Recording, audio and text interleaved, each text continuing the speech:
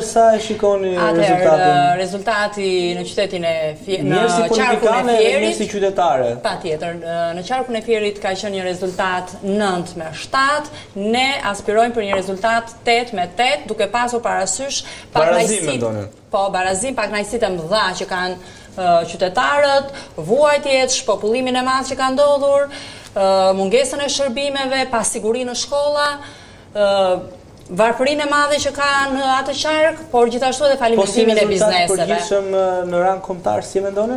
Rezultati përgjithshëm është 12 mandate në total dhe sigurisht 84 mandate që ne marrim si Aleanca për Shqipërinë Madhështore. Do vemi bas tjetër zonë? Një bas të fitova tjetër, vëmë edhe një bas. Jo, nuk e dini ke fituar. Biles, po të siguroj që ke humbur, që tani.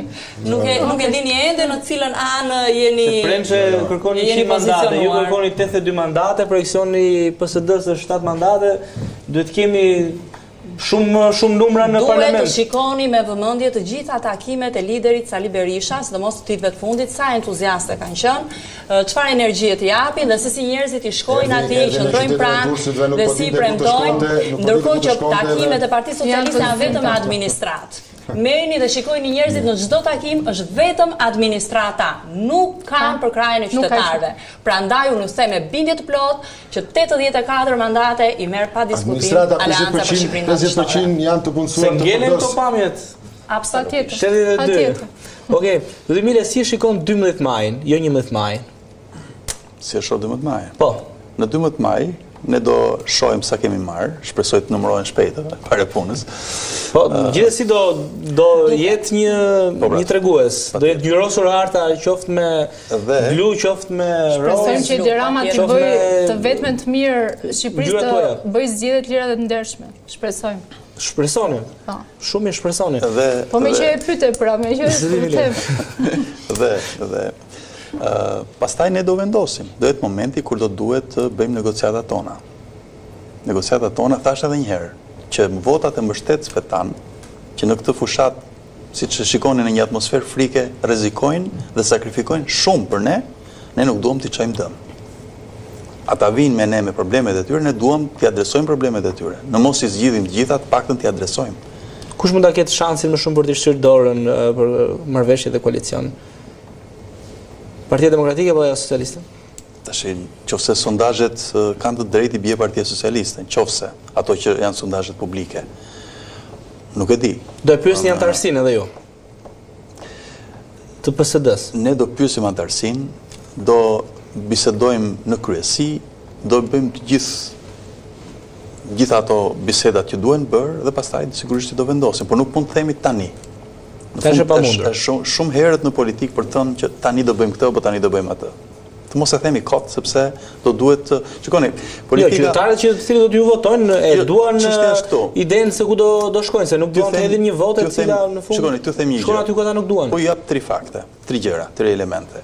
Njëra është kimia, si më thënë, që kimia ka rëndësi në politikë. Ne jemi partia e qendrës së majt, që do thotë në një farë mënyrë jemi në qendër, po majtas bëjmë më lehtë koalicion se sa djathtas. Kjo është e para.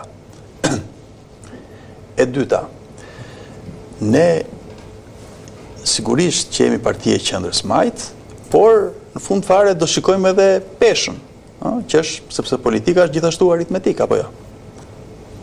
Pra, sado që të duam ne të bëjmë majtas, po themi koalicion, nëse Partia Socialiste majtas nuk ka marrë aq sa duhet, ne pastaj do shohim dhe do rishohim raportet. Dhe e treta, ne kemi sot, thash, alternativën tonë socialdemokrate. Ne kemi një program që është kritik, po kritik konstruktiv ama, ndaj modelit qeverisës që është aplikuar sot. Zëri kapitani. Dhe kemi alternativën tonë. Zëri kapitani, si e parashikoni 12 majin? E parashikoj si dita e festës që do t'jetë për gjithë shqiptarët. Ditë festa apo ditë proteste? Se mos është ditë proteste për masakër zgjedhore. Partia Demokratike do të fitojë zgjedhjet. Edi Rama do t'jetë i detyruar të bëjë zgjedhje të lira, të ndershme. Do t'jetë i detyruar. Do t'jetë i detyruar. Po pse? Besoj që ditët në vijim do të shohim zhvillime të reja dhe çfarë zhvillimesh?